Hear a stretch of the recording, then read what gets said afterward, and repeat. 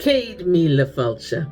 Welcome to the Treasured Tales of Ireland, a place where you can come and listen to the many myths, legends, folktales, and fairy tales of the Emerald Isle, helping to keep the stories of the past alive.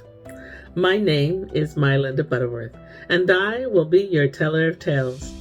I hope you'll join me each week for new stories, and if you enjoy my work, then like, comment, and subscribe so you don't miss an episode. Additionally, be sure to explore my other story collections for more tales. Before we begin, please note that if you're using the closed caption feature of this video, that many Irish names do not sound the way they appear, and we've made every effort to pronounce them correctly. Now, let's get started.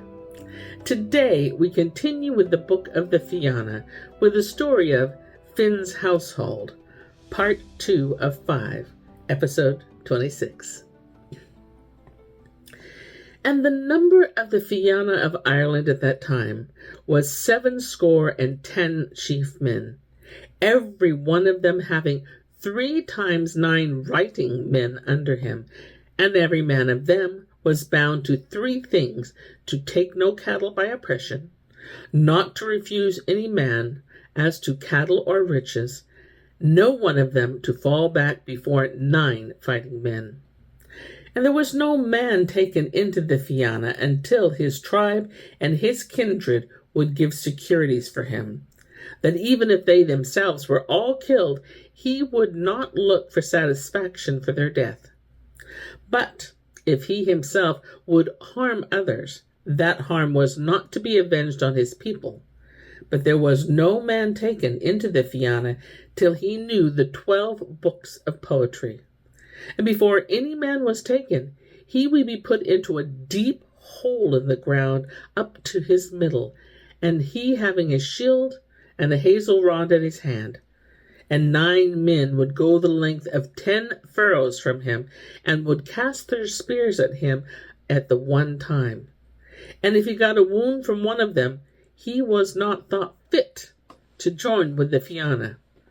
And after that again, his hair would be fastened up, and he put to run through the woods of Ireland, and the Fianna following after him to try could they wound him, and only the length of a branch between themselves and himself when they started. And if they came up with him and wounded him, he was not to join them.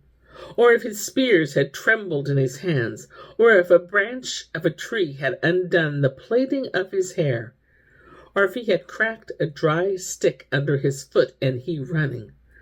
And they would not take him among them till he had made a leap over a stick the height of himself, until he had stooped under one of the height of his knee, until he could take a thorn out from his foot with his nail, and he running his fastest. But if he had done all these things, he was of Finn's people. It was good wages Finn and the Fianna got at that time. In every district, a townland, in every house, the fostering of a pup or a whelp from Sowan to Beltane, and a great many things along with that. But good as the pay was, the hardships and the dangers they went through for it were greater. For they had to hinder the strangers and robbers from beyond the seas, and every bad thing from coming into Ireland, and they had hard work enough in doing that. And besides, the fighting men, Finn had with him his 5 druids, the best that ever came into the West. Conascia of the Shining Shield, one of them was, that used to bring down the knowledge from the clouds in the sky before Finn, and that could foretell battles. And he had his 5 wonderful physicians, 4 of them belonging to Ireland, and one that came from the sea from the east. And he had his 5 poets and his 12 musicians, that had among them Draocha, son of Morna, and Suanna, son of Senshin, that was Finn's teller of old stories, the sweetest that ever took a harp in his hand in Ireland or in Alban. He had his 3 cupbearers, and his 6 doorkeepers, and his horn players, and the stewards of his house, and his huntsmen. Corrug of the 500 hounds, and his serving men that were under Garu Cronan of the rough buzzing, and a great troop of others along them.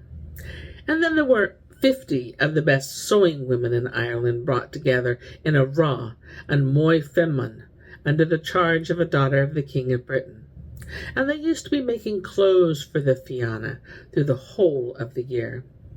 And 3 of them, that were king's daughters, used to be making music for the rest on a little silver harp. And there was a very great candlestick of stone in the middle of the raw, for they were not willing to kindle a fire more than 3 times in the year, for fear the smoke and the ashes might harm their needlework. And of all his musicians, the one Finn thought most of was Canu Geral, the little nut that came to him from the Sidhe. It was at the Slieve Namban for hunting. Finn was the time he came to him.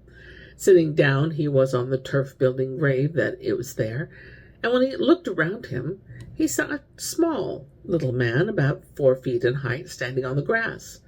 Light yellow hair he had hanging down to his waist, and he played music on his harp, and the music he was making had no fault in it at all, and inasmuch that the whole of the Fianna did not fall asleep with the sweetness of its sound. He came up then, and he put his hand in Finn's hand. "Where do you come from, little one, yourself and your sweet music?" said Finn. "I am come," he said, "out of the place of the Sidhe in Slieve Navon, where ale is drunk and made, and it is to be in your company for a while I am come here." "You will get good rewards from me, and riches and red gold," said Finn, "and my full friendship, for I like you well." "That is the best luck ever came to you, Finn," said all the rest of Fianna, for they were well pleased to have him in their company, and they gave him the name of the little nut. And he was good in speaking, and he had so good a memory he never forgot anything he heard, east or west. And there was no one but must listen to his music, and all the Fianna liked him well. And there were some said that he was the son of Lu Lavfoda of the Long Hand. And the 5 musicians of the Fianna were brought to him to learn the music of the Sidhe, and he had brought from him that other place, for there was never any music heard on earth but was his better. And the 5 musicians of the Fianna were brought to him to learn the music of the Sidhe he had brought from that other place, for there was never any music heard on earth that was his better. These were the 3 best things Finn ever got, bran and shiolan, that were without fault, and the little nut from the house of the Sidhe and Sleenavman.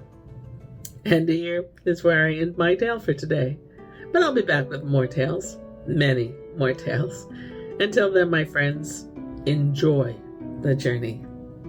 Slán go fóill. Bye for now.